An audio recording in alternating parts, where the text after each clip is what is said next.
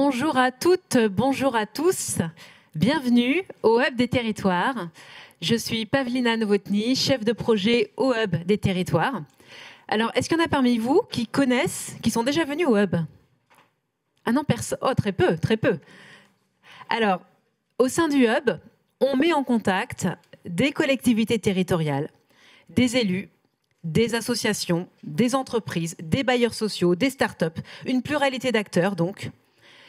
Le Hub leur permet de se rencontrer, d'échanger autour d'événements et d'ateliers. Le but, c'est de faciliter les projets et de créer le passage à l'action sur les territoires. Tous nos événements sont ouverts au public.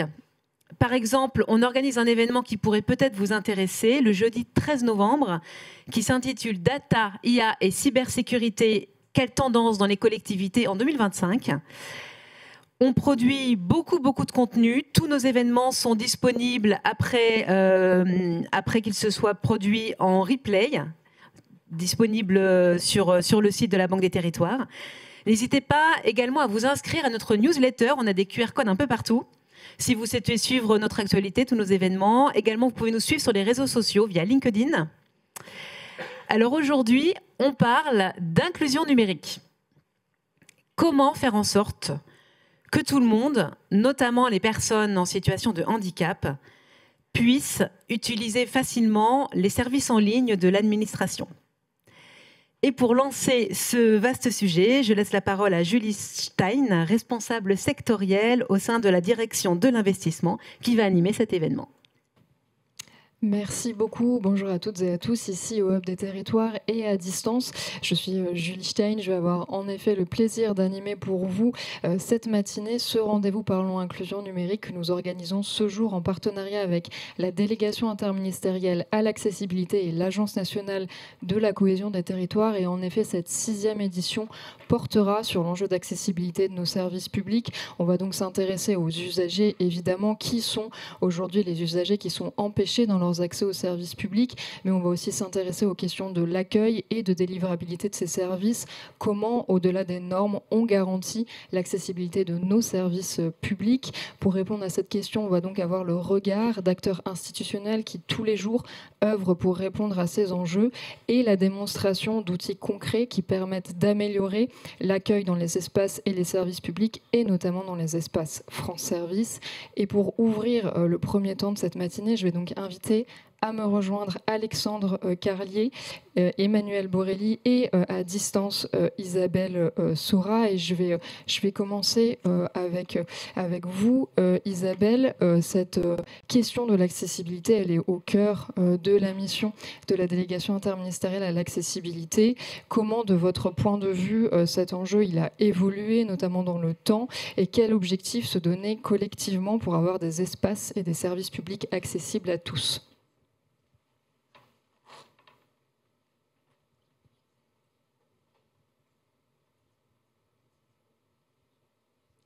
Bonjour à tous.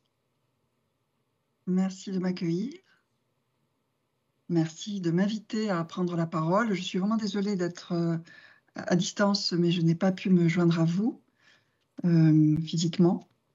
Peut-être qu'avant de revenir sur les maisons France Service qui sont au cœur de nos échanges ce matin, je voulais juste vous donner quelques éléments sur le travail engagé par l'État en matière d'accessibilité pour nos services publics. En effet, à l'occasion des 20 ans de la loi du 11 février 2005, le ministre de la fonction publique et de la simplification a souhaité que le Conseil national des services publics soit le 23 juin dernier entièrement consacré à l'accessibilité des services publics. Je ne vous cache pas que parmi les exemples inspirants qui ont été présentés, il y avait bien entendu les maisons France Service, j'y reviendrai. Le ministre a demandé à cette occasion aux administrations d'accélérer la mise en conformité des sites Internet pour mise en conformité au référentiel général d'amélioration de l'accessibilité. Il leur a demandé d'avoir, il a confié cette mission au préfet, un suivi plus intensif de l'accessibilité des accueils physiques. Et enfin, il a confié à la délégation interministérielle à la transformation publique 3 chantiers importants. L'un sur les modalités d'application de l'article 78 pour améliorer l'accueil des personnes sourdes. Le deuxième, je pense que ça pourrait vous intéresser, la conception d'une formation interministérielle dédiée à l'accueil des personnes en situation de handicap. Et enfin, l'expérimentation d'un parcours adapté afin que chacun puisse accéder au service public de manière fluide. En effet, on est vraiment maintenant dans une approche globale qui doit permettre d'accéder au service public en faisant appel à tous les canaux de communication possibles. Du coup, on s'intéresse à l'accès via les sites informationnels. Sur ces sites, je vous rappelle qu'au printemps 2025, pour la première fois, l'ARCOM a rendu son rapport sur l'accessibilité des sites Internet publics et on y trouve toutes les statistiques sur les contrôles qui ont été conduits, qui concernent tous les sites publics, que ce soit les sites de l'État ou les sites des collectivités locales. Il y a deuxièmement la question de la communication de l'État accessible, parce qu'il faut quand même déjà, et c'est le premier point, qu'un État communique vis-à-vis des citoyens, il soit accessible. Et donc, celle-ci est petit à petit rendue accessible. Et désormais, on peut dire que les communicants de l'État ont été formés à rendre la communication accessible. Accessibilité des démarches en ligne, c'est un sujet extrêmement prégnant puisque les choses n'avancent pas aussi vite que souhaité ou que souhaitable surtout. Et donc, il y a eu un plan de rattrapage qui est en cours. Chaque ministère s'étant engagé sur l'accessibilité des démarches en ligne et avec évidemment l'appui de la délégation interministérielle au numérique. C'est un appui technique, mais aussi un appui financier qu'elle est en mesure d'apporter. Je continuerai en vous parlant de la nouvelle politique prioritaire du gouvernement qui a été décidée cet été et qui concerne l'accessibilité des services publics essentiels, qui sont les établissements scolaires, les établissements hospitaliers ou de santé, les gendarmeries, les commissariats et les tribunaux. La volonté du Premier ministre et donc du gouvernement a été de l'instaurer en politique publique prioritaire. Pour moi, c'est une bonne nouvelle parce que cela signifie que dans chaque département, les préfets auront à suivre le déploiement de solutions pour résoudre les points noirs qui sont constatés en matière d'accessibilité de ces services publics dans un délai, alors c'est soit cette année, soit en 2026, donc dans un délai très court. Vous en conviendrez, donc côté service public, les choses bougent de manière générale après une longue période de fermeture de services accueillant le public. Cet été, en plus, les préfets se sont vus dotés de nouveaux pouvoirs en matière de coordination des services publics, en particulier lors de la réorganisation de la carte scolaire du premier degré ou l'organisation des soins. Il me semblait important que je puisse vous l'indiquer. Je crois que cette dernière décision, ce dernier décret, vient couronner le réengagement des services publics dans les territoires voulu par le gouvernement. Et dans tout ça, les maisons services publics. Alors, à l'origine, certains ont pu percevoir les maisons services publics comme une réponse partielle ou transitoire face aux difficultés d'accès aux services publics. Mais avec le temps, elles sont devenues un véritable succès. Pourquoi? Je pense parce que les élus locaux se sont appropriés les maisons services publics, parce que les agents qui y travaillent exercent leurs fonctions avec implication et un vrai sens du service public, parce que le modèle des maisons France Services est clair, lisible et humain parce qu'il place l'usager au cœur du dispositif, quel que soit son parcours, ses difficultés ou ses besoins. En tant que délégué interministériel à l'accessibilité, je tiens à le dire très simplement, le modèle des maisons France Service inspire le service public et ce modèle doit être élargi à l'ensemble du service public. Car vous le démontrez tous les jours, dans les territoires, l'accueil physique n'est pas un luxe, ce n'est pas une option. Je tiens à saluer le lancement en 2023 de l'appel à manifestation d'intérêt, lieu innovant, lieu accueillant, Lila, sous son petit nom, porté par la Banque des Territoires, qui permet à 1000 France Service labellisés de bénéficier d'une ingénierie de projet, qui permet de faire du design d'espace, d'architecture, de services, etc. Et je suis ravie que la DIA puisse participer avec beaucoup d'intérêt depuis 2 ans au comité de sélection. Évidemment, vous vous en doutez, nous, on intervient surtout sur le critère de l'accessibilité. Le partenariat lancé aussi par la Banque des Territoires avec l'association Signes de Sens, experte en design inclusif et en accessibilité sensorielle, cognitive et psychique, est aussi porteur d'innovation. Je crois que nous y reviendrons tout à l'heure. Enfin, l'accessibilité, c'est aussi l'adaptation auprès du citoyen. C'est l'esprit du aller vers que vous portez aussi avec les bus France Service, les maisons France Service mobiles, telles que j'ai pu en voir, par exemple, à Lorient. Mais je tiens à vous signaler, alors ce n'est pas un mais que je devrais dire, et en plus, je tiens à vous signaler que la gendarmerie utilise ce même procédé du aller vers les citoyens qui ne peuvent pas se déplacer. C'est la brigade de gendarmerie qui se rend vers le citoyen. C'est bien la démonstration, à mon sens, que le service public peut et doit s'adapter aux besoins des personnes et non l'inverse. Ceci renvoie à l'un des principes fondamentaux du service public qui est celui de sa mutabilité. Elle est ici bien traduite dans les faits. L'accessibilité n'est donc pas une option, c'est un fondement du service public. Et les maisons France Service traduisent concrètement cette exigence. Elles jouent un rôle important, elles constituent un socle solide sur lequel l'État peut s'appuyer pour améliorer durablement l'accessibilité du service public. Mais elles ne sont pas les seules, beaucoup sont faits par les collectivités locales également. Donc c'est pour cela, pour les accompagner, que la ministre déléguée à l'autonomie et au handicap a annoncé le lancement d'une boîte à outils accessibilité pensée pour les collectivités locales, pour les élus locaux. Là, il s'agit, via cette boîte à outils, de mettre en disposition un ensemble de ressources pédagogiques, mais pour faire, pour les agents des collectivités locales. Il avait été en partie mis en œuvre pour les agents de l'État par le service d'information du gouvernement en février.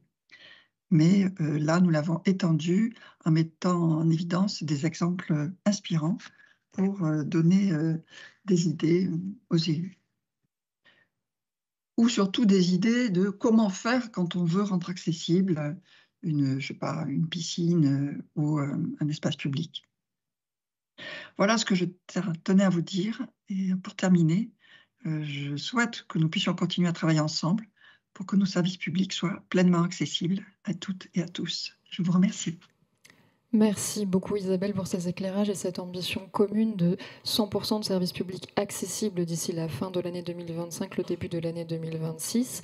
Je me tourne à présent vers vous, Alexandre Carlier. Vous êtes directeur adjoint du programme France Service au sein de l'Agence nationale de la cohésion des territoires. Et en tant que pilote de cette politique publique, vous n'avez évidemment pas attendu et vous avez fait de cet enjeu de l'accessibilité une priorité dès le lancement du programme. Est-ce que vous pouvez nous en dire un peu plus ? Oui, merci beaucoup Julie. Bonjour à toutes et à tous. Permettez-moi de commencer par remercier la Banque des Territoires d'organiser cet événement sur un sujet qui est essentiel pour nous, puis essentiel en fait pour l'ensemble de nos concitoyens. Et de les remercier également pour leur accompagnement sur ce sujet, parce qu'à nos côtés, ils en ont fait une priorité, et avec la déléguée interministérielle que je remercie pour ses bons mots. Je pense que c'est vraiment l'incarnation d'une dynamique partenariale extrêmement efficace pour l'ensemble des concitoyens. Et donc en effet, sur France Service, ça a été dit, on en a fait une priorité dès le début de la politique publique, en partant d'un principe assez simple. En effet, les enjeux d'accessibilité sont définis dans le cadre de la loi.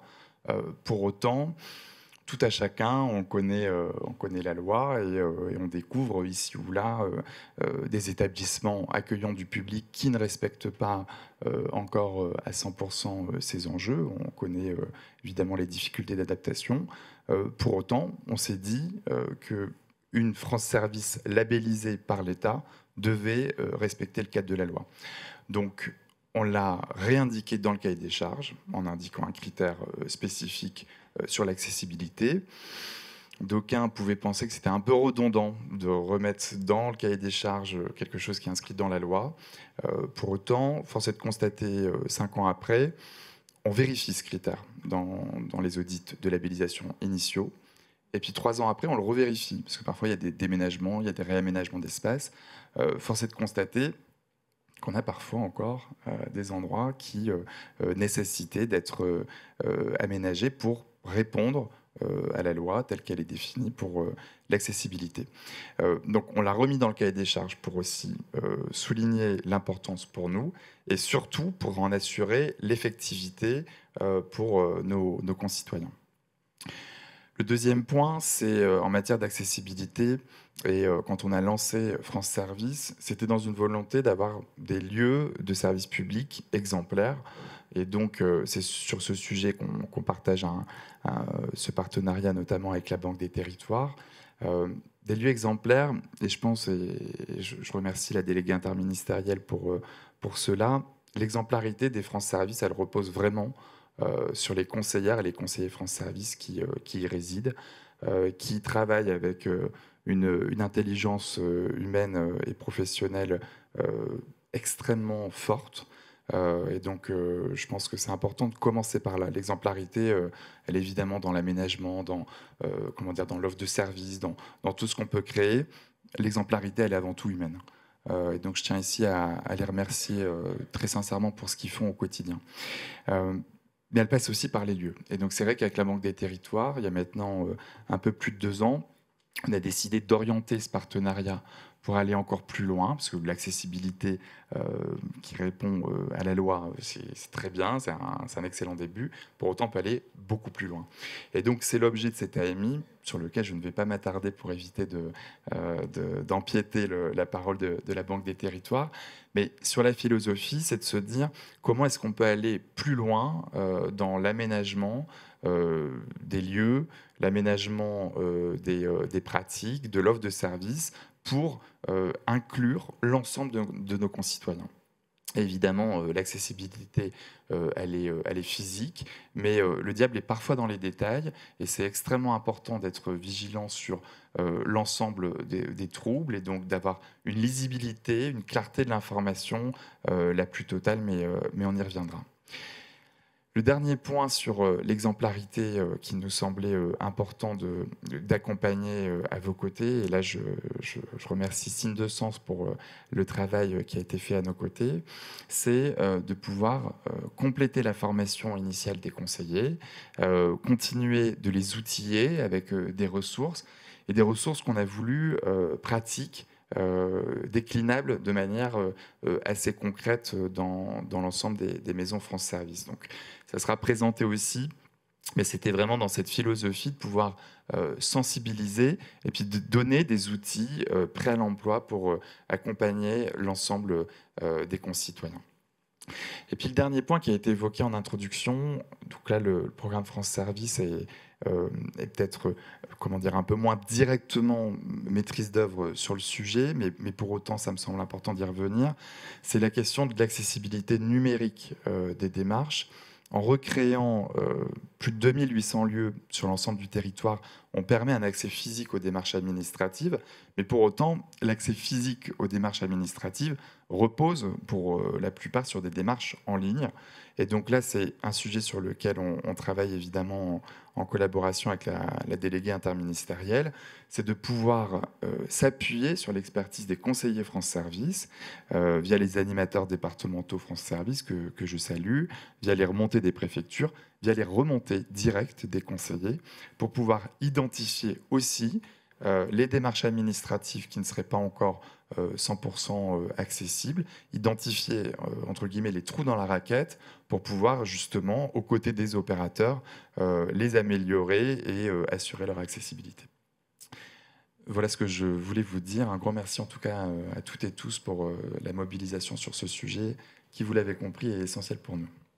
Merci beaucoup Alexandre. Je vais maintenant me tourner vers Emmanuel Borelli. On en a un petit peu parlé, on l'a évoqué ce matin, le dispositif Lieu innovant, lieu accueillant, Lila, donc de son petit nom. Emmanuel, vous êtes responsable du pôle inclusion numérique et services au public à la Banque des Territoires. Est-ce que vous pouvez nous dire quelle ambition s'est donnée la Banque des Territoires avec ce dispositif, notamment sur l'enjeu de l'accessibilité évidemment? Bonjour à tous. D'abord, la Banque des Territoires s'est fixée comme objectif de revoir 1000 lieux d'ici 2027 au niveau des France Services. Donc, elle en compte 2800.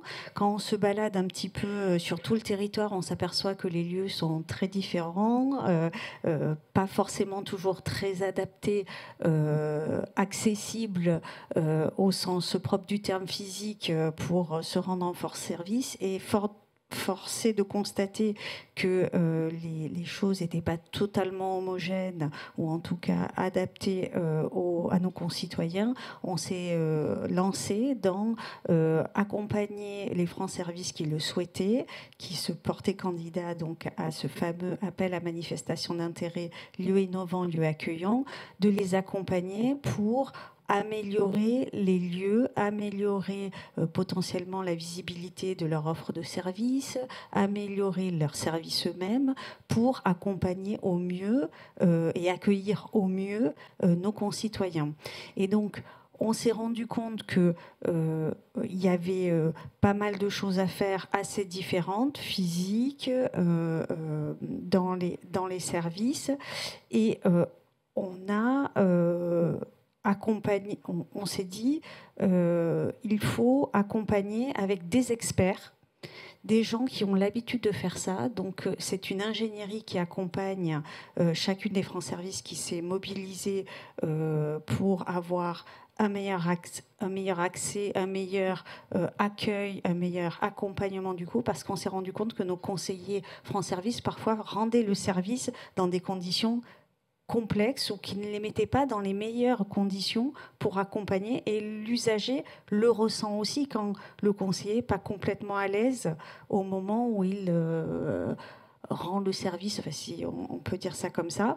Donc comme la Banque des Territoires, depuis le départ de notre partenariat avec l'Agence nationale de la cohésion des territoires, on a toujours voulu s'intéresser d'abord au conseiller, parce que le conseiller, c'est celui qui finalement rend exemplaire, et je te rejoins parfaitement Alexandre, rend exemplaire le service public et l'accueil en France Service. Eh bien, il faut les mettre aussi opérationnellement dans de bonnes conditions. D'où lieu innovant, lieu accueillant, pour un meilleur accès aux services publics dans le réseau France Service. Et un autre point qui nous a interpellés, c'est que dans la charte France Service, on a la question de l'accessibilité par la question du PMR, souvent. Quand on dit accessibilité, les gens répondent PMR. Enfin, non, mais PMR... personne à mobilité réduite. Oui, pardon, excusez-moi. Et donc, on se dit, nous, Banque des Territoires, et puis globalement, mais l'accessibilité, c'est pas une histoire de mobilité réduite. C'est bien plus large que ça. Et je dirais même, c'est au-delà de souvent ce qu'on résume par handicap. En fait, une personne qui est handicapée, évidemment, probablement, a des difficultés, soit moteurs, soit visuelles, soit auditives, soit même intellectuelles. Mais en fait, rendre accessible quelque chose, c'est pas forcément pour simplement quelqu'un qui est handicapé ou qui est porteur de handicap. Il faut arriver à comprendre que c'est bien plus large que ça. Ça peut être quelqu'un qui ne parle pas français, tout simplement, et qui du coup doit avoir une lecture simplifiée dans la France Service pour qu'il puisse être aiguillé au mieux et le mieux accueilli, le mieux accompagné. Je donne cet exemple, mais évidemment pendant la matinée, il y en aura bien d'autres. Et donc c'est pour dire à quel point la question de l'accessibilité est très très large. Et ce n'est pas qu'une question de handicap, malheureusement, auquel on associe vraiment les deux mots. Donc la Banque des Territoires s'est dit comment on peut aller plus loin sur cette question d'accessibilité, qui est dans ce fameux cahier des charges aussi France Service et qui fait partie complètement de l'accueil et de l'accompagnement donc en France Service avec lieu innovant, lieu accueillant. Et on s'est rapproché d'une association qui a l'habitude de traiter ces sujets, Signe de Sens en l'occurrence, pour se dire mais comment on pourrait aider ces conseillers France Service qui sont probablement eux-mêmes un peu empêchés dans leur manière de servir et de leur manière d'accompagner les usagers, mais qu'ils ne savent pas, pour en prendre conscience, voir les enjeux et aider à remédier, j'allais dire, à la situation. Et donc on leur a dit il serait utile, avec l'accord évidemment du pilote de la politique publique de l'Agence nationale de la cohésion des territoires, de se dire qu'est-ce qu'on peut mettre comme ressources à disposition pour que, quelque part, on appréhende mieux cet enjeu. C'est pour ça qu'on on a demandé à Signe de Sens de nous accompagner, sur un guide d'inspiration, pour qu'on arrive à toucher du doigt, en fait, quelles sont les difficultés de cette accessibilité. Et 2, alors, non barbare, LMS, Learning Management System. Je suis plus douée dans les acronymes anglais que dans les acronymes français, mais le LMS, c'est permettre aux conseillers France Service de les accompagner à comprendre quelles sont les difficultés, et elles peuvent être, je le rappelle vraiment, j'insiste là-dessus, multiples dans la question de l'accessibilité. Et donc, on a noué ce partenariat avec la direction interministérielle de l'accessibilité, et j'allais dire à 4, on a essayé de créer de la ressource pour que ce sujet soit le mieux appréhendé, y compris à travers lieu innovant, lieu accueillant. Merci beaucoup Emmanuel, et je vous remercie encore Alexandre également et Isabelle à distance.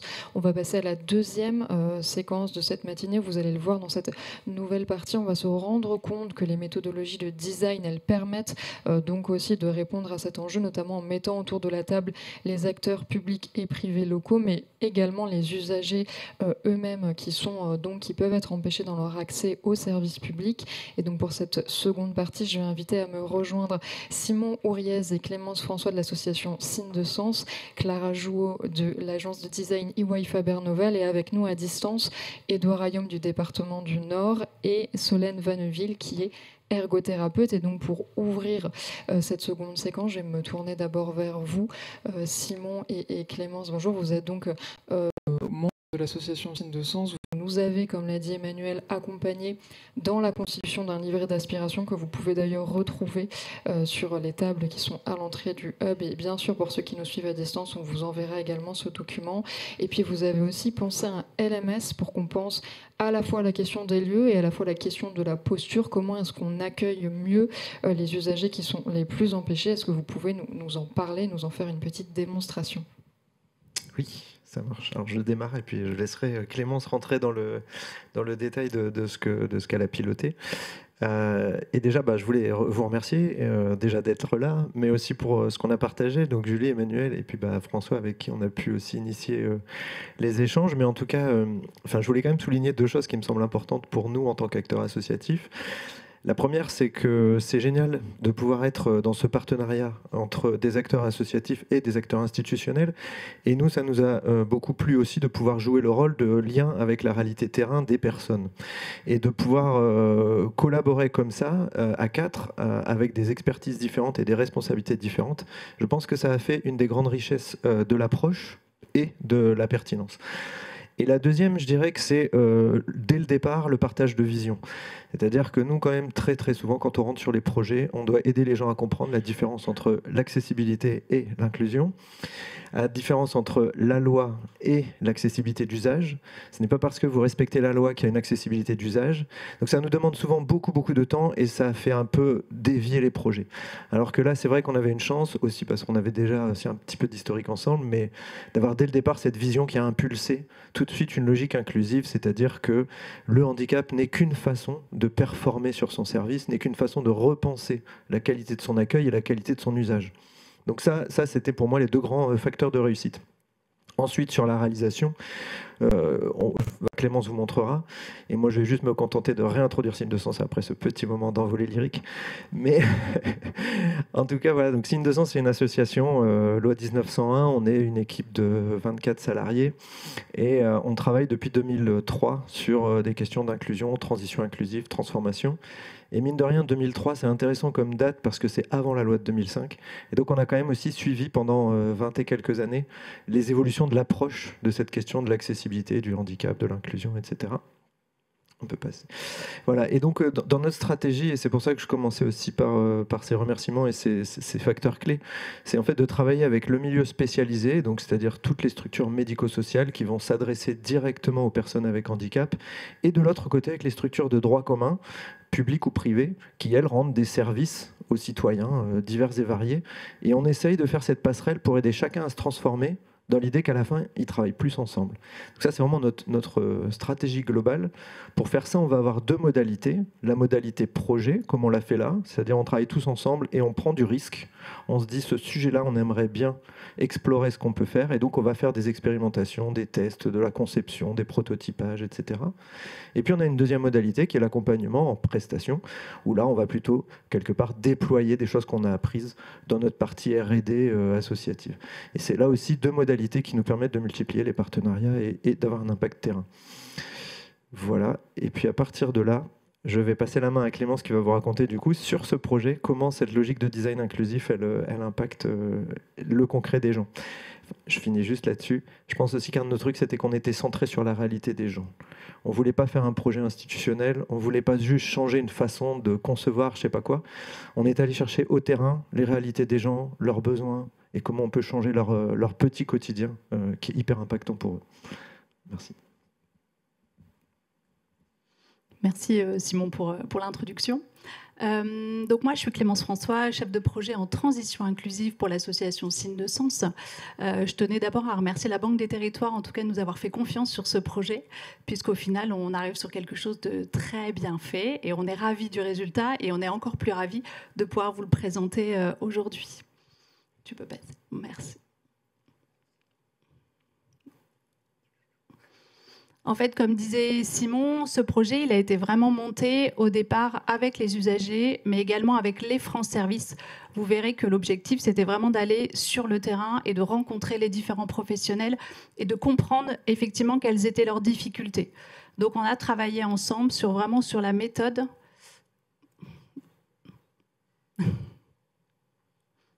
Merci. Où l'idée, c'était vraiment qu'au final, toutes les parties prenantes du projet, donc les agents des France Services, les usagers, les experts, puissent se rencontrer et travailler ensemble. Donc, on a vraiment testé, ajusté et co-créé tous ensemble pour vraiment caler au maximum aux besoins du terrain. Donc, comme l'a introduit Julie tout à l'heure, donc on a créé un parcours de formation en ligne, le fameux LMS, et également un livret d'inspiration. Donc là, je vais vous montrer une petite vidéo qui vous fait la démonstration du LMS, de manière aussi à comprendre plus concrètement ce dont on parle depuis tout à l'heure.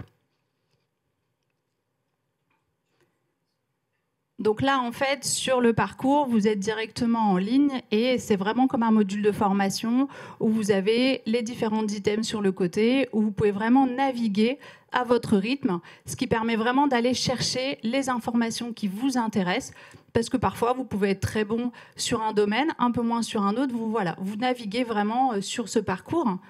Donc, chaque page a été construite de manière à avoir un petit texte d'introduction, une vidéo explicative et également du coup de présenter les différents acteurs. Là par exemple, vous allez voir qu'il y a vraiment eu un travail de partenariat avec les France Services, ce qui permet vraiment d'aller vraiment au cœur du sujet et de se rendre compte qu'on a vraiment on a travaillé avec les personnes de terrain. On a également travaillé en étroite collaboration avec la Banque des Territoires. Je m'appelle Emmanuelle Borelli, je suis responsable du pôle inclusion numérique et services au public à la Banque des Territoires. Donc vous voilà, on ne vous ment pas, hein, tout le monde a participé. Et du coup, vous pouvez également aller plus loin sur le projet Lila, puisque vous avez les ressources en direct sur le parcours. En fait, vous allez surtout trouver des ressources qui vont être disponibles et que vous allez pouvoir télécharger, garder aussi avec vous. Et c'était vraiment le cœur du projet. Ça ne reste pas au final que sur Internet, que ça soit aussi des choses qu'on peut ramener aussi dans nos espaces. Notamment également cet outil d'autodiagnostic qui est très important, qui est un fichier Excel que vous allez tout simplement télécharger et pouvoir remplir en direct sur votre ordinateur. Donc en fait, ça vous permet d'évaluer déjà l'espace en pouvant coter s'il y a des choses qui ont été faites et des choses qui n'ont pas encore été faites. Donc si ce n'est pas fait, ça vous donne des idées. Et si c'est déjà fait, il y a aussi cette valorisation de ce qui a déjà été fait dans les espaces. Donc c'est un outil très simple. 0, c'est que ça n'a pas encore été fait. 1, je l'ai déjà fait. Et c'est vrai que cet outil vous permet d'avoir un visuel de où vous vous situez par rapport à l'accessibilité sur différents champs. Donc là, en démonstration, vous voyez qu'au final, vous avez des items sur lesquels vous êtes un peu meilleur. Et du coup, dès qu'il y a des choses qui sont mises en place, vous pouvez changer dans l'outil autodiagnostic le résultat et vous voyez en direct que vous avez progressé sur un item. Donc on n'oublie pas d'enregistrer et comme ça, c'est un outil qui vraiment est vivant et qu'on réutilise comme on le souhaite. Donc là, en fait, vraiment, l'idée, c'est que dans l'outil, il y ait des animations, voilà, des choses qui soient vivantes, que vraiment ça donne envie, en tout cas, d'aller au bout et de s'interroger sur qu'est-ce qu'on connaît, de ne pas être posé uniquement sur ses acquis et de se dire, au final, voilà, qu'est-ce que je connais sur le handicap, qu'est-ce que je maîtrise sur l'accessibilité. Donc là, par exemple, on a aussi des interviews d'experts.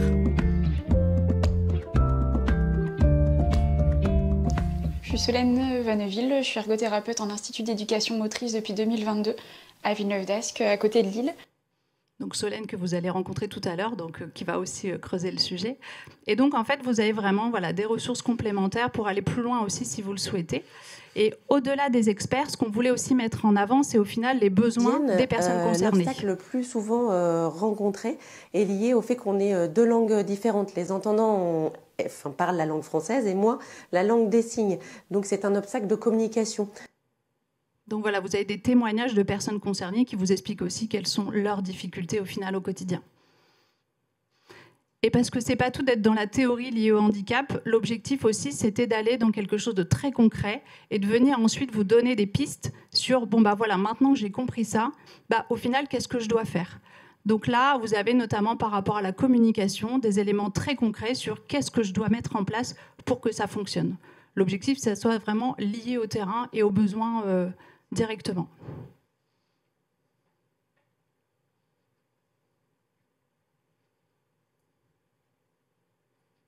Donc là, vous avez vraiment les différents types d'accessibilité où vous allez vraiment chercher ces ressources et pouvoir les mettre en place assez rapidement.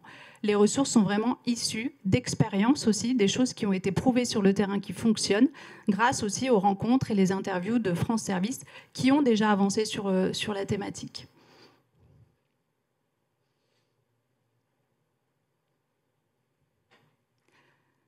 Voilà, aussi pour dire que le parcours est en ligne depuis début juillet et on est déjà à plus de 400 connexions des gestionnaires France Services et on voit qu'en tout cas il y a un intérêt puisque on voit également que sur le temps de connexion, les gens ils restent sur le parcours, s'intéressent, creusent les sujets. Donc c'est vrai que c'est aussi une belle réussite de voir que ce projet avance et en tout cas circule auprès des différentes France Services sur le territoire.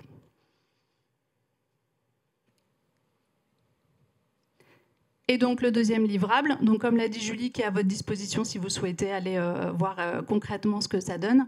Et l'objectif, c'était d'aller documenter, pareil, des inspirations pour donner envie en tout cas à d'autres France Services d'aller plus loin, notamment grâce au projet Lila, en s'accompagnant, en étant accompagnés par des designers et par les personnes directement concernées. Voilà, merci à vous. Merci beaucoup à tous les deux, vous pouvez les applaudir. Ces deux outils qui ont été co-construits, vous l'avez compris notamment avec vous, Clara, vous êtes designeuse au sein de l'agence EY Faber Novel et vous accompagnez les maisons France Service lauréates du dispositif Lieu innovant, lieu accueillant. Vous avez notamment accompagné la France Service de LOC qui avait un projet très ambitieux sur ces questions d'accessibilité et dont le travail figure dans le livret d'inspiration. Est-ce que vous pouvez nous parler un petit peu plus à la fois de cette expérience et nous dire comment le design, ça peut être une méthodologie qui vient renforcer ces questions d'accessibilité? Oui, merci Julie. Tout d'abord, j'aimerais revenir sur qu'est-ce que le design. Notre métier de designer, c'est celui de créer, de concevoir des solutions qui peuvent prendre différentes formes. Ça va être des objets, des espaces, des services qui répondent à un besoin. Et en fait, on part toujours de ce besoin usager par étudier les besoins de ces usagers, donc on va les rencontrer, on s'outille aussi pour pouvoir échanger avec eux et ensuite comprendre quelles sont leurs attentes, quelles sont leurs difficultés, pour ensuite explorer tout le panel de solutions qui existent déjà, pourquoi est-ce qu'elles répondent aux besoins des usagers, pourquoi est-ce qu'elles n'y répondent pas, quelle autre solution pourrait y répondre, et ensuite commencer à co-construire ensemble les solutions qui vont répondre à ces besoins usagers. Donc, dans le cadre de l'AMI Lila, nous, EY Faber Novel, on travaille depuis 1 an et demi dans les France Services. On a aujourd'hui accompagné 45 France Services dans leur transformation. Et en fait, notre objectif, c'est d'accompagner à la fois le design d'espace, donc c'est-à-dire améliorer la qualité d'accueil des usagers, mais aussi de confort de travail des conseillers, et aussi la qualité de service. Donc, ça veut dire développer la notoriété des France Services, aller chercher parfois des nouvelles cibles d'usagers. Et donc, on est une équipe d'une 40aine de designers. Et dans le cadre de cette AMI, on a aussi travaillé avec des architectes d'intérieur sur les projets qui ont des travaux importants. Donc, la question de l'accessibilité et de l'inclusivité, elle est vraiment propre aux France Services parce qu'on veut rapprocher le service public des citoyens. Donc, ça veut dire que pour que les usagers s'y sentent accueillis, s'y sentent bien, il faut vraiment qu'on retrouve toutes les conditions nécessaires à leur accueil. Donc, déjà, il faut qu'ils se sentent invités à aller dans ce service. Et ensuite, il faut qu'ils trouvent à la fois le confort et la confidentialité nécessaires pour pouvoir exprimer leurs besoins et également trouver les réponses qui y répondent. Donc cet enjeu d'accueil, c'est vraiment un enjeu d'avenir sur le service public et notamment qui se traduisent dans ces France Services. Sur le handicap, nous, on souhaitait le travailler aussi parce que, en fait, prendre en compte toutes les formes de handicap, c'est aussi prendre en compte des besoins spécifiques à tous les usagers. Et donc, ça vient contraindre encore plus notre cahier des charges. Mais nous, c'est ce qui nous pousse à être encore plus créatifs parce qu'en fait, plus on a de contraintes, plus notre solution, elle va répondre à un besoin précis et plus elle va être innovante. Donc en fait, travailler aussi pour toutes ces formes de handicap, pour toutes les spécificités des usagers, c'est aussi travailler des solutions qui vont être accessibles à tous. Et donc on est aussi dans une certaine forme de design universel. Et donc, pour revenir à la question du LOC Info Service, qui est donc la France Service de Grand-Champ, donc c'est dans l'agglomération de Vannes. En fait, lors de ma première immersion sur le terrain, en échangeant avec les conseillères, j'ai compris qu'elles étaient très engagées sur cette question du handicap. Aussi parce que l'agglomération l'est. En fait, dans la commune de Grand-Champ, il y a plusieurs établissements spécialisés pour accueillir du public en situation de handicap. Donc, les conseillères voulaient travailler cette question de l'accessibilité pour faire en sorte qu'il y ait encore plus d'usagers qui viennent dans la France Service. Donc pour cela, donc c'est à ce moment-là aussi où Julie Stein nous a mis en relation avec Signe de Sens et donc avec Clémence François, parce qu'on a besoin de s'entourer d'experts pour pouvoir aller travailler avec eux. Et donc on a créé un groupe de travail avec une quinzaine d'usagers qui avaient différentes formes de handicap, des responsables travaux, les responsables accessibilité de l'agglomération, la France Service évidemment. Et là, on a réalisé un atelier de travail où nous, donc designers, on est venus avec plusieurs propositions d'aménagement, de signalétique, de communication, pour choisir ensemble celles qui allaient vraiment correspondre à leurs besoins à grand champ dans cette structure. Et en fait, cette démarche, elle nous a permis de prendre des partis pris assez forts, comme celui, par exemple, dans l'espace. Et je veux bien qu'on passe justement au rendu que l'on a présenté, comme par exemple celui de ne pas écrire dans l'espace. Donc en fait, on a disposé que des pictogrammes dans tout l'espace pour ne pas surcharger d'informations les différentes zones de la France Service. On a mis en place du mobilier modulable. On a créé une zone calme. Donc en fait, dans la salle de pause des conseillères, il y a une zone calme pour pouvoir isoler du public si jamais il y a besoin. Et on a choisi aussi des couleurs avec des contrastes colorés assez forts pour qu'en fait, on puisse facilement distinguer le sol, des murs, du mobilier. On a également travaillé la communication parce que, on le disait tout à l'heure, pour pouvoir pour pouvoir faire en sorte aussi que les usagers en situation de handicap viennent dans des France Services, il faut leur dire qu'on a des aménagements spécifiques qui ont été réalisés pour eux. Donc en fait, pour nous, c'était important de travailler vraiment ce projet dans sa globalité et dans une continuité entre les services, l'espace, mais aussi la communication. Donc là, j'ai travaillé avec une designer spécialisée en UX UI et on a retravaillé la page web du LOC Info Service pour à la fois présenter les différents aménagements qui allaient être effectués, mais aussi retravailler l'accessibilité de cette page pour s'assurer qu'elle corresponde aux normes et qu'en plus ça soit cohérent avec l'espace. Donc tout cet ensemble, ça nous permet vraiment d'avoir une approche complète, je dirais même holistique de l'ensemble de nos solutions, parce qu'on voit bien qu'on a travaillé différents objets et qu'on cherche à les rendre cohérents entre eux. Et je pense aussi que le design, de par ses méthodes, en allant rencontrer les usagers, en travaillant avec eux, ça nous permet vraiment de concevoir des expériences qui sont sensorielles. Et le handicap, c'est quelque chose de sensoriel. Donc en fait, pour pouvoir y répondre, il faut le comprendre, il faut le travailler avec. Et je terminerai là-dessus. Merci beaucoup Clara. Je vais désormais passer la parole à Édouard Ayoum, qui est chef de projet France Service pour le département du Nord. Édouard, vous avez déjà beaucoup travaillé, notamment avec vos bus France Service, cette question de l'accessibilité-là, mais vous avez replongé dans ce sujet lorsque vous avez travaillé avec l'association Signes de Sens. Est-ce que vous pouvez nous en dire quelques mots? En quoi ces réflexions vous ont permis d'aller plus loin? Oui, tout à fait. Bonjour à toutes et à tous. Alors d'abord, je tiens à remercier la Banque des Territoires d'avoir pensé à nous et d'avoir fait le lien avec Signes de Sens, que je remercie également pour leur accompagnement qui a été d'une grande qualité. Alors le département du Nord, on porte en effet 9 France Service en propre, donc 3 maisons et 6 bus France Service. Et avant de mener le projet avec Signes de Sens, on partait pas de rien. On avait déjà, en plus des 12 opérateurs de l'État, on a formé nos équipes en tant que point relais autonomie, c'est-à-dire avec un accueil pour les personnes âgées et les personnes en situation de handicap. Ou pour ce second volet, on a travaillé avec nos MDPH, nos maisons départementales des personnes handicapées, en construisant un système de front office, back office exactement sur le même modèle qu'avec les opérateurs de l'État. On avait également apporté des outils à nos équipes.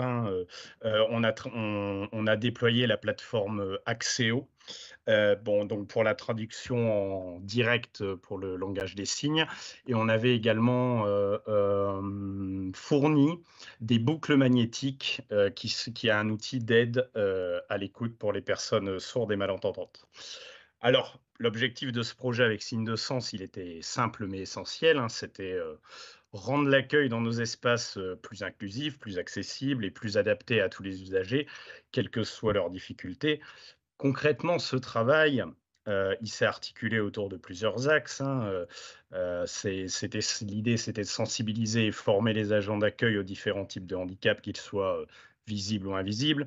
C'était mettre à disposition des outils pédagogiques et pratiques comme des supports, voilà, qu'on a pu voir, voilà, les différentes vidéos qui ont été présentées par Clémence. Et c'était enfin et surtout adapter les postures et pratiques d'accueil afin de favoriser une relation de confiance et d'éviter toute situation d'exclusion ou d'incompréhension. Donc ce projet était avant tout une démarche collaborative et innovante. Tout a été fait en co-design et ça a été fortement apprécié par nos équipes, hein, qui se sont senties tout de suite acteurs du projet. Et donc, il a associé les compétences de Syndesense, qui développe des solutions inclusives depuis de nombreuses années, avec les spécificités du réseau France Service, qui est au cœur de la proximité avec les citoyens. Donc, les premiers retours aujourd'hui de nos équipes, il est extrêmement positif, hein. Les agents aujourd'hui se sentent mieux outillés pour accompagner les personnes en situation de handicap. Également les usagers, hein, on a évalué à la suite du projet les différentes méthodes d'accueil et aujourd'hui ils bénéficient d'un accueil plus clair, plus rassurant, plus respectueux au niveau de leurs besoins.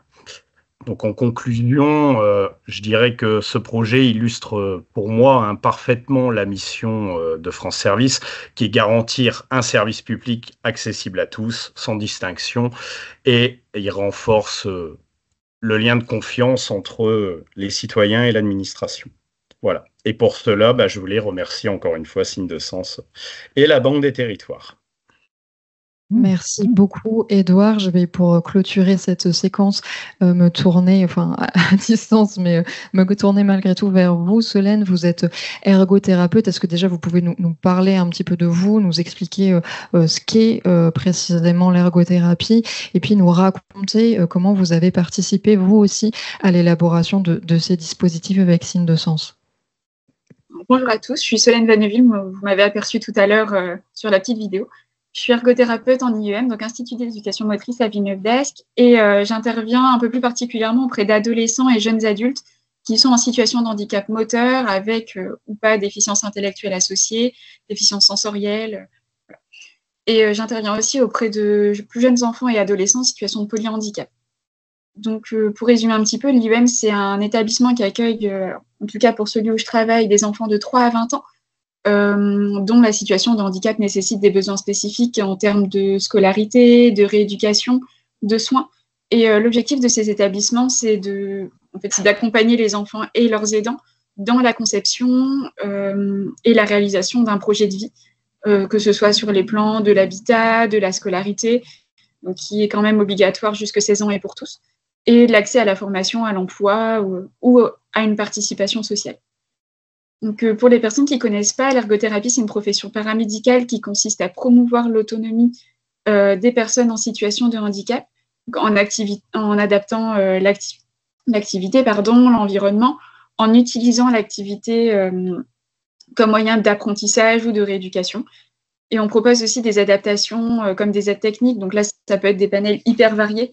Ça va de l'aide au déplacement, aux couverts adaptés pour manger, par exemple. Ça peut être des aides numériques. Par exemple, que ce soit un agenda sur le téléphone, des outils domotiques ou des outils de communication alternative à améliorer. Et on intervient aussi pour l'aménagement des lieux de vie, que ce soit sur le plan de l'accessibilité, mais aussi sur le plan matériel, finalement. J'ai eu la chance de pouvoir collaborer sur le projet, dans un premier temps en accompagnant un usager expert que j'ai accompagné à l'IEM. Donc là, c'était plutôt dans l'expression des besoins et le partage d'expériences. Et j'ai pu aussi, du coup, intervenir sur la présentation du handicap moteur pour les intervenants France Service.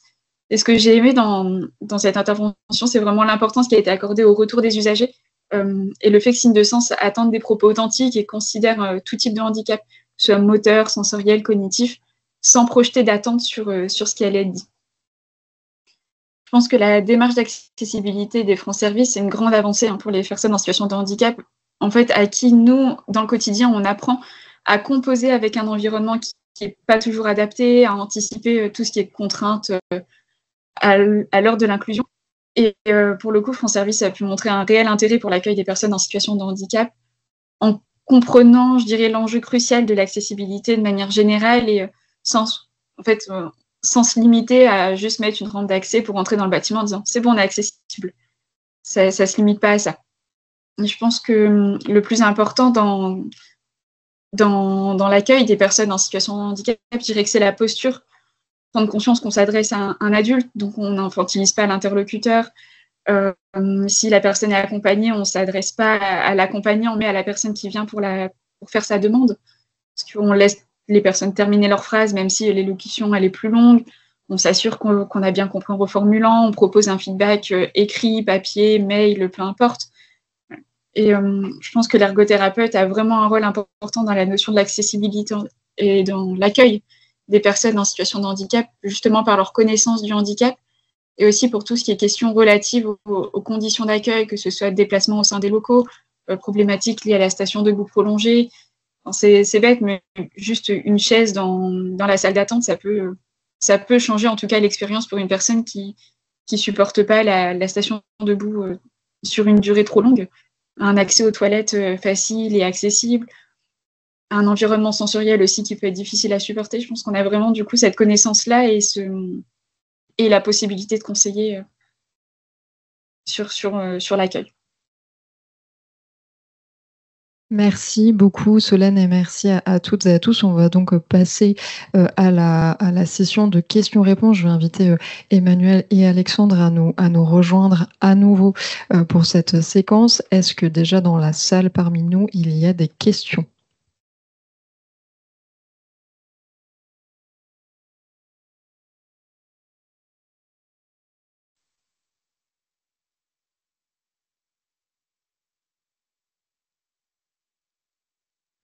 Bonjour, Stéphanie de Saint-Paul-de-Lana. Alors moi j'ai une...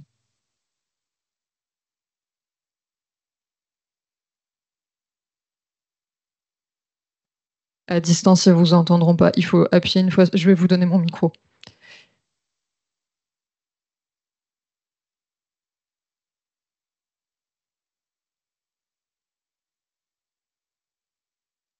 C'est bon? Parfait. Voilà, ma question, c'est comment est-ce qu'on guide la mise en application des préconisations que vous avez soumises? Ça, je suis chef de projet, c'est ce qui m'intéresse le plus aujourd'hui.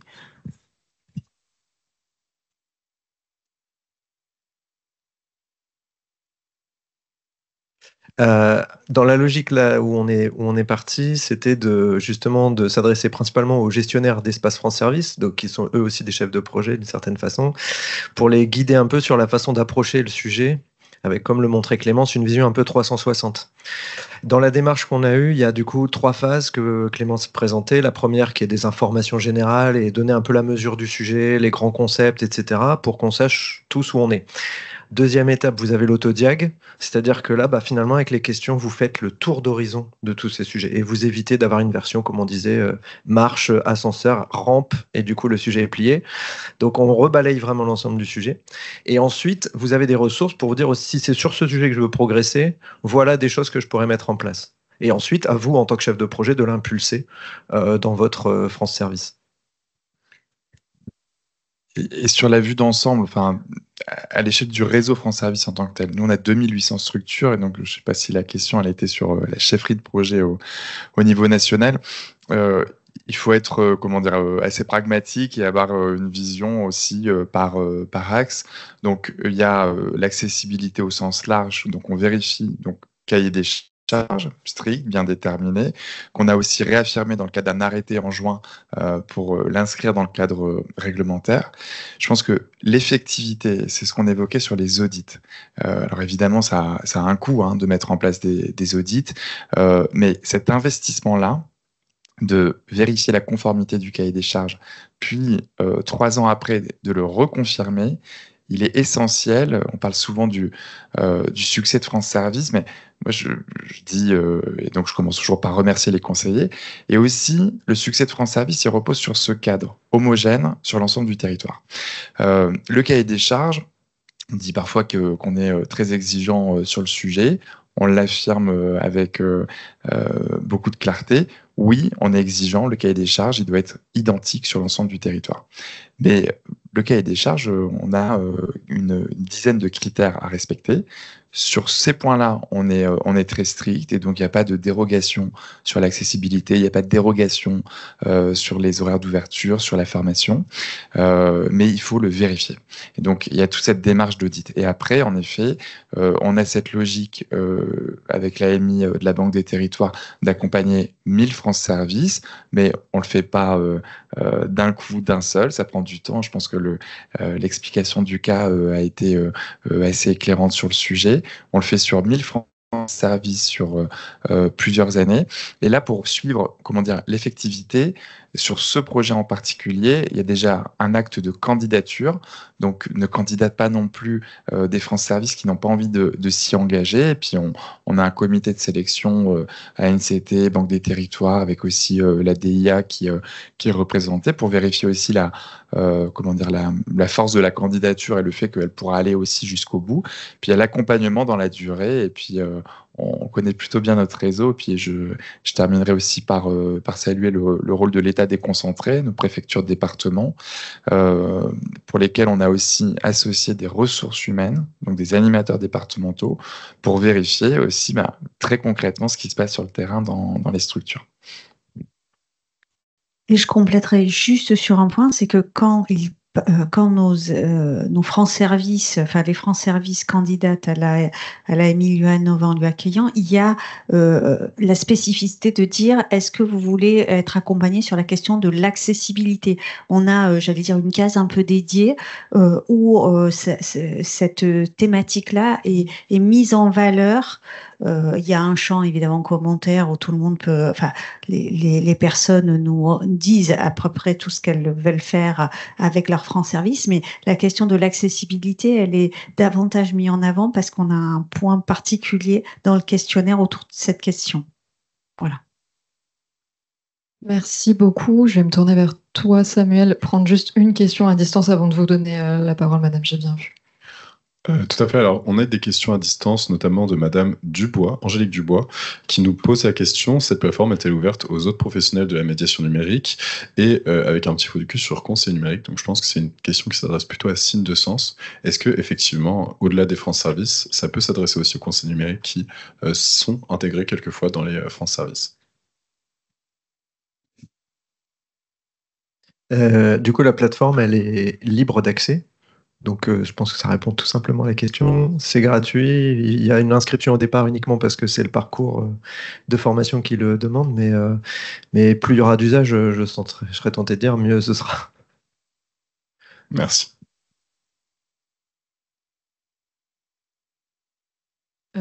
Bonjour, Sophie Fourquet de la CNAF. C'est une question qui va dans le même sens. Du coup, vous faites de ces ressources des communs numériques?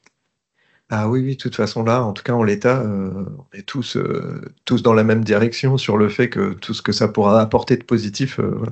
Il y a des éléments qui vont être utiles à d'autres types de guichets, parce que ce sont des éléments communs. Après, il y a quand même une bonne partie des éléments qui sont très centrés sur le cas d'usage des France Services. Donc après, à chaque usager, à chaque structure de voir un petit peu ce qu'elle peut prendre ou pas. Et après, on peut toujours adapter une partie, mais là, ça demande un travail supplémentaire. Merci. Est-ce qu'il y a une dernière question à distance? J'ai une petite question pour Emmanuel Borelli, donc concernant cette AMI lui innovant, lui accueillant. Qu'est-ce qui est pris en charge par la Banque des Territoires? Donc la question est plus particulièrement, est-ce qu'on va vraiment travailler, qui va prendre en charge le financement du parcours usager, la réflexion sur le parcours usager, l'ingénierie qui va être déployée au sein de ces France Services, qu'est-ce que la Banque des Territoires prend en charge concrètement? Merci Samuel pour cette excellente question. Et je ne sais pas, madame, c'est pas le nom, c'est monsieur ou madame Guérin. D'accord.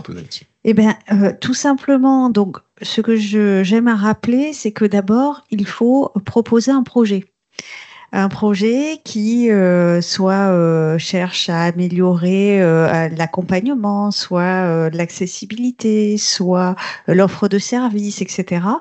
Et évidemment, si on a envie de faire évoluer sa France Service, ça nécessite souvent un budget. Alors, j'aime rappeler aussi que on en a accompagné là depuis 2023 à peu près 200. Et que les gens seraient étonnés de savoir que les budgets qui ont été alloués pour les transformations qu'ils sont en train tranquillement d'être mis en œuvre et pas des transformations et des budgets pharaoniques nécessairement. On a des budgets, enfin des projets avec des budgets à moins de 5 000 euros, à moins de 10 000 euros, à moins de 20 000 euros. Et ceux au-dessus de 20 000 euros sont pas nécessairement les projets les plus identifiés à ce stade. Je dis à ce stade parce que, évidemment, on en a fait 200, on veut en faire 800 pour en faire 1000 d'ici 2027, donc je ne lis pas dans l'avenir, donc je ne sais pas dire quelle finalement sera la moyenne des budgets alloués aux projets de rénovation des France Services. Concernant la position de la Banque des Territoires sur la question du financement, évidemment, d'abord, ça dépend du projet, de l'ambition du projet et des ressources que quand même la collectivité, la structure porteuse plus généralement, a quand même elle-même en vue de ce projet, de cette rénovation de sa France Service. Évidemment, la Banque des Territoires peut accompagner et aider via une subvention à aller plus loin dans l'amélioration de sa France Service, mais en aucun cas, elle ne peut être seule porteuse de l'ensemble des financements du projet de rénovation de la France Service. Donc là, j'allais dire, c'est en fonction du projet, en fonction des ambitions et du budget que la structure porteuse a à disposition. On vient en complémentarité, mais la question, c'est pas directement combien la Banque des Territoires peut mettre, c'est plutôt quelle est l'ambition initiale et qui reste, j'allais dire, raisonnable par rapport à l'enjeu de la structure porteuse d'abord qui prévaut, et ensuite on parle évidemment financement et on est totalement allant à accompagner des projets, notamment sur la question de l'accessibilité, parce que comme on l'a dit depuis le début de la matinée, c'est une obligation, enfin il faut respecter quand même des lois et accompagner dans les meilleures conditions l'ensemble, et j'insiste bien, l'ensemble des usagers, quels qu'ils soient. Et pour préciser que la Banque des Territoires finance à 100% l'ingénierie qui permet de repenser ces lieux, et vous l'avez vu et constaté ce matin, ce sont des travaux qui sont riches et précieux. Est-ce qu'il y a une dernière question dans la salle ? Je voulais juste compléter sur la question des budgets, parce que l'accessibilité, souvent, les gens disent « Ah, je peux pas y aller, c'est trop cher et tout ».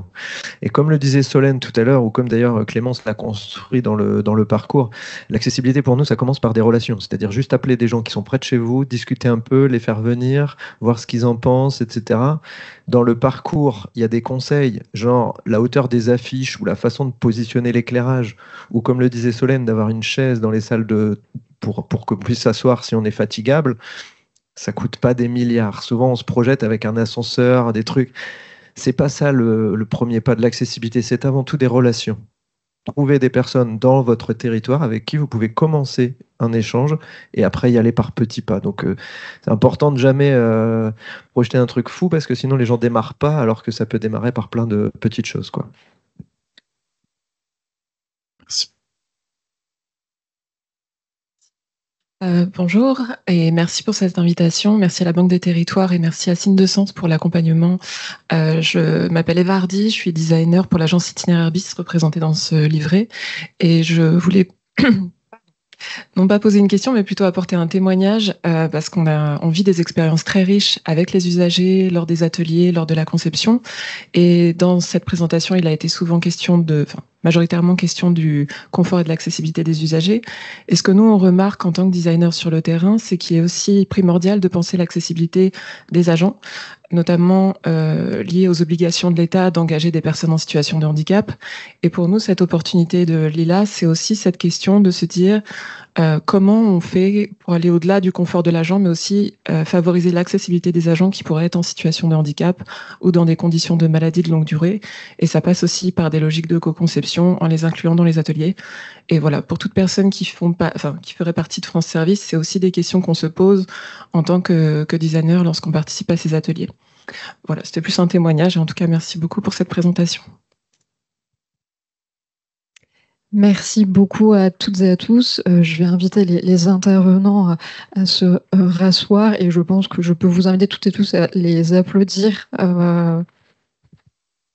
pour la richesse de leur intervention et je vais inviter à me rejoindre François Bloubac qui est responsable du pôle inclusion numérique, formation professionnelle, éducation et ESS pour conclure cette matinée. Merci. Voilà, non, c'est bon. Merci Julie, merci à tous. Comme souvent, lorsqu'on évoque le programme France Service, on a beaucoup de plaisir parce qu'on parle d'une politique publique qui marche, qui a fait la démonstration de son efficacité, qui répond à un besoin, qui a mis en œuvre une politique partenariale assez aboutie et qui rencontre la satisfaction de ses usagers. Donc, c'est toujours un moment agréable dans ces périodes que l'on vit où la morosité, la peur du lendemain prime sur l'optimisme et l'espoir. Je pense que c'est important de le souligner et la Banque des Territoires est très heureuse de pouvoir accompagner ce mouvement très positif. Pour autant, on est bien conscient, on en parle souvent avec la NCT, le risque dans ce genre de situation, c'est que le succès, finalement, est un côté un peu anesthésiant, émollient, et que on s'endorme sur ses lauriers. Et donc, recréer de la dynamique, comme ça a été fait depuis que le programme a été lancé, c'est-à-dire qu'on ait des grandes phases avec des objectifs de moyen terme. La première, ça a été de déployer le dispositif de 2020 à 2023, répondre à la commande initiale qui était de placer chaque Français à 30 minutes d'un lieu physique où il puisse trouver les services publics essentiels du quotidien. Mission accomplie, ça fonctionne. Et de rentrer dans une seconde période à laquelle on est un acteur important à la Banque des Territoires, c'est l'amélioration qualitative, poser de nouveaux défis, accueillir de nouveaux services. On a aujourd'hui 12 opérateurs qui sont présents. Les acteurs locaux ont également aussi déployé des services qui, pour le coup, diffèrent d'un endroit à l'autre, mais qui correspondent à ce que les collectivités, les associations qui gèrent les francs services ont souhaité voir développer. Et ça, c'est un élément important. Et puis, comme on l'a fait ce matin, poser ce défi de dire... on réfléchit à l'accessibilité dans toute cette dimension, et en effet, pas simplement au travers des obligations réglementaires, mais un peu plus largement de réfléchir à la façon dont on régénère la relation entre des usagers et des services, et ça, c'est aussi un élément important. Donc, beaucoup d'éléments très positifs, mais avec des défis nouveaux, et je pense que c'est important de continuer à en fixer, et de ne pas considérer qu'on est arrivé et que les problèmes sont résolus, mais qu'il y a encore des choses à faire, même si les chiffres sont éloquents. Le taux de satisfaction est supérieur à 90%. Aujourd'hui, aucun des acteurs ne pose de problème. La question du financement, c'est... Dans la vie publique, c'est normal de réinterroger les sujets. Aujourd'hui, il y a un consensus, mais très très large, sur le fait qu'on mette des moyens pour financer France Service. Le coût de France Service, le coût global, c'est à peu près 350 millions d'euros. C'est un tiers sur le budget de l'État. Aujourd'hui, à aucun moment, dans les débats budgétaires, dans le débat public, il y a des gens qui disent peut-être que c'est beaucoup. Et c'est d'autant plus intéressant qu'on vit avec... le dispositif conseiller numérique qui a été évoqué, des interrogations qui sont beaucoup plus fondamentales.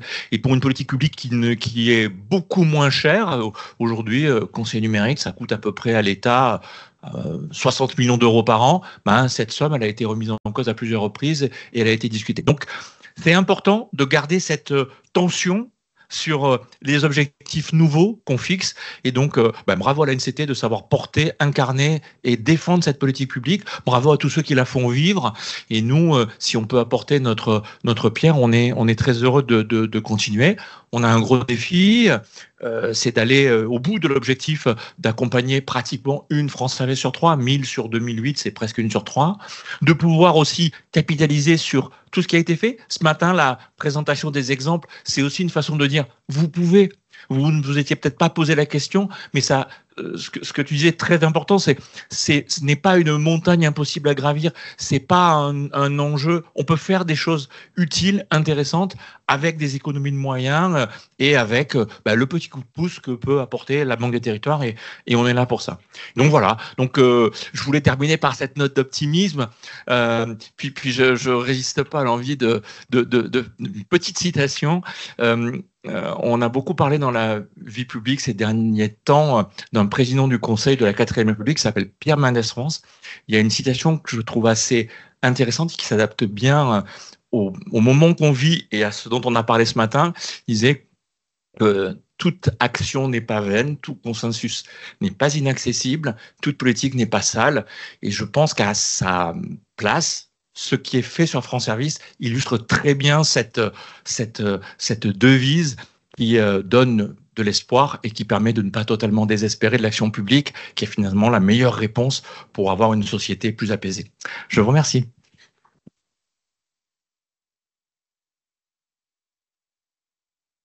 Merci beaucoup François, je remercie encore une dernière fois l'ensemble de nos intervenants. Je vous remercie évidemment toutes et tous à distance et en présentiel au Hub d'avoir participé à cette session, et on vous donne rendez-vous le 9 décembre prochain pour le prochain rendez-vous Parlons inclusion numérique, où on traitera de l'économie des solutions numériques et où on abordera notamment, comme ça a été évoqué rapidement ce matin, la question des communs numériques.